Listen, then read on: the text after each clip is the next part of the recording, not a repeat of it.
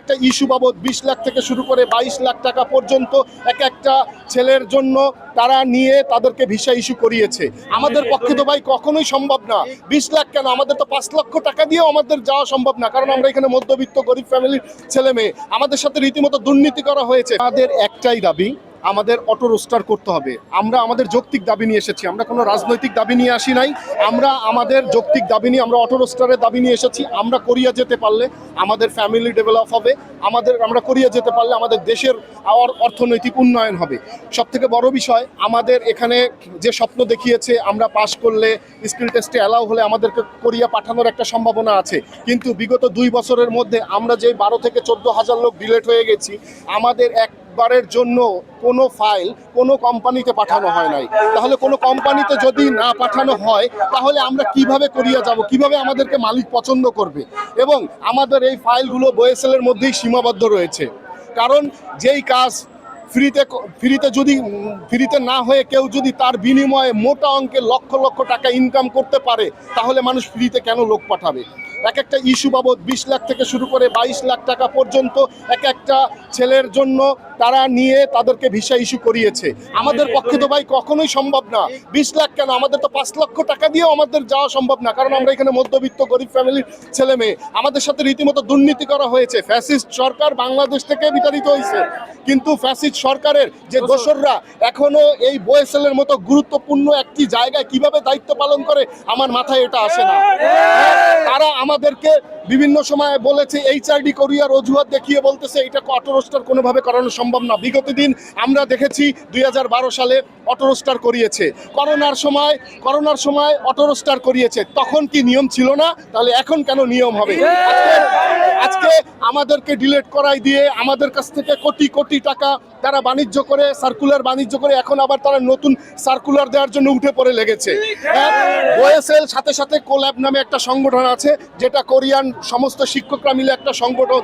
তারা সম্পূর্ণ মিলে ওএসএল এবং কোল্যাব মিলে তারা এই সার্কুলারের জন্য সিন্ডিকেট তৈরি করে তারা নতুন সার্কুলারের জন্য এইচআরডি কোরিয়াকেও চাপ দিচ্ছে। আমরা যে এতগুলো লোক পাস করেছি, আচ্ছা ভাই আপনারা তো মনে করেন একবার এসএসসি পাস করছেন, ইন্টার পাস করছেন, আপনারা এসএসসি পাস করার পরে আপনাদেরকে যদি বলা হয় আপনারা পুনরায় আবার পরীক্ষা দিয়ে আপনারা আবার এসএসসি পাস করবেন, তাহলে কি আপনারা করবেন না? আমরা এক ধারসে পড়াশোনা করে আমরা স্কিল টেস্টে অর্জন করে আমরা কত সুন্দরভাবে একটা বিদেশি ভাষা রপ্ত করেছি। এখন আমরা 2 বছর এই ভাষা থেকে আমরা গ্যাপ। এখন যদি আমাদেরকে বলেন আবার পরীক্ষা দিতে, তাহলে আমরা কিভাবে আগের মতো সেই নাম্বার পাবো? আমরা কোন আশা নিয়ে আবার পড়াশোনা করব? কোন আশা নিয়ে? আমাদের মনের তো কোনো স্যাটিসফ্যাকশন নাই যে আমরা পরীক্ষা দিলেই আমরা পাস করলেই কি আমরা যেতে পারবো না? যেতে পারবো না। আমরা নামে মাত্র আমাদেরকে পরীক্ষা দেওয়াচ্ছে, আমাদের নামে মাত্র আমাদেরকে পাস করাচ্ছে, পাস করে আমাদের নাকের সামনে মূলা ঝুলায় আমাদেরকে রেখে দিচ্ছে। এবার কাঁচা পণ্যের মতো 2 বছর মেয়াদ শেষ, বলতেছে তোমরা ডিলেট। আজকে এইখানে আমি বলতে চাই, ওএসএলে যে প্রতিমন্ত্রী আছে, মন্ত্রী আছে, ঠিক আছে, এরা কিন্তু জনগণের মন্ত্রী, জনগণের প্রতিমন্ত্রী। তো আমি তাদের দৃষ্টি আকর্ষণ করছি, এবং আরও যদি ঊর্ধ্বতম কোনো কর্মকর্তা আমাদের এই লাইভটি দেখে থাকেন, আপনাদের কাছে বিনীত অনুরোধ, আমরা দেশে কোনো অভাব সৃষ্টি করতে চাই না, আমরা কোনো রাজনৈতিক দাবি নিয়ে এখানে আসি নাই। আমাদের একটাই দাবি, আমরা হাজার হাজার টাকা পড়াশোনা করে আমরা কোরিয়া ভাষা শিখেছি, কোরিয়া ভাষায় আমরা পারফেক্ট, আমরা 100% আমরা শিখেছি, স্কিল অর্জন করেছি, তাহলে আমরা কেন কোরিয়ায় যেতে পারবো না? আমরা অটো রোস্টার চাই, পাশাপাশি আমাদের কোরিয়া যাওয়া নিশ্চিত করতে হবে। কোরিয়া আমাদের যদি কোনো সিজনাল ভিসা আসে, সে সিজনাল ভিসা হলেও আমাদের ডিলেটকৃত যারা আছে তাদের মধ্যে এই ভিসা বন্টন করে দিয়ে হলেও তাদেরকে কোরিয়ায় পাঠাতে হবে। এবং এই ভিসা ইস্যু বাণিজ্যের সঙ্গে, সার্কুলার বাণিজ্যের সঙ্গে কারা কারা জড়িত আছে এটা তদন্ত করে দ্রুত সময়ে এর একটা বিচার আওতাধীন আনতে হবে, এবং প্রকাশ্যে তাদের শাস্তির দাবি জানাচ্ছি। কারণ আমরা এতগুলো হাজার হাজার ছেলে মেয়ে আজকে আমরা বাদ হয়ে যাচ্ছি, আবার আপনি নতুন করে আনতেছেন, তাহলে আমাদের পাঠাতে সমস্যা কি? তাহলে আপনার কি টাকা পয়সা ইনকাম হবে না? আপনি নতুন ছেলেদেরকে আনলে, ওএসএল কর্মকর্তা ওএসএল যদি নতুন ছেলেদের কাছ থেকে যেই এন্ট্রি ফিটা নিবে, প্রয়োজনে ওই এন্ট্রি ফি আমরা আবার দিব, তাহলে আমাদেরকে আবার রোস্টার করানো হোক, এবং আমাদের শতভাগ নিশ্চয়তা প্রদান করা হোক, আমাদের ফাইলটা মিনিমাম 20 থেকে 30 বার ওই কোম্পানিতে যাবে। আমাদের ফাইল যদি মিনিমাম 10 বার যায়, তাও আমরা বুঝ দিতে পারবো যে আমাদের ফাইলটা কোম্পানিতে গিয়েছে কিন্তু মালিক আমাদেরকে পছন্দ করেনি। আমাদের ফাইল যদি কোম্পানিতে নাই যায় তাহলে আমাদের পছন্দ করবে কে? আমাদের ফাইলগুলো ওএসএল এর মধ্যেই সীমাবদ্ধ। ওএসএল যদি ইস্যু বাণিজ্যের সাথে জড়িত থাকতে পারে, আমরা 100% শিওর আমাদের ডিলিটকৃত কোনো ব্যক্তির কোনো ফাইল এইচআইডি কোরিয়াতে পাঠানো হয় নাই। যার কারণে কোনো মালিক আমাদেরকে না দেখে তাহলে তারা আমাদের ভিসা বাণিজ্য ইস্যু করাবে কিভাবে? আমরা সব দিক থেকে পারফেক্ট, আমরা বাঙালি, আমরা কর্মঠ আছি, আমরা কোরিয়ার মতো একটা শ্রম বাজারে আমরা নিজেদেরকে মানায় নিয়ে চলতে পারি। তাহলে আজকে বাংলাদেশে প্রবাসী কল্যাণ মন্ত্রণালয়ের মতো এখানে কিছু কিছু কর্মকর্তা আছে যারা 100% ইস্যু বাণিজ্যের সঙ্গে জড়িত। এর মধ্যে কিরণ নামে একজন আছে, এ হচ্ছে টোটাল প্রোপাগান্ডা চালায় এবং এর মূল হোতা হচ্ছে কিরণ।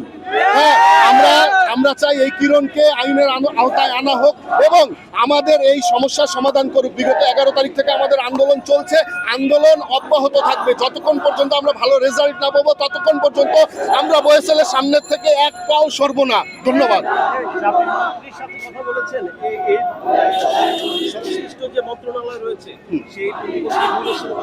আসলে আমাদের যে প্রতিমন্ত্রী ছিল, যে বিগত 12 তারিখে 11 তারিখে সে সমস্ত স্টুডেন্টদের সাথে কথা বলেছে, সে বলেছে এর আগে যে প্রতিমন্ত্রী ছিল এই জিনিসটা তার নলেজে ছিল, কিন্তু সে 2 মাস হয়েছে জয়েন করছে, যার কারণে তার নলেজে নাই। আমরা আশাবাদী নূর ভাই আমরা তারা কেন স্যার বলতে যাবো, কারণ সে আমাদের ভাই, আমরা ভিপি নূর হিসাবে তাকে চিনি।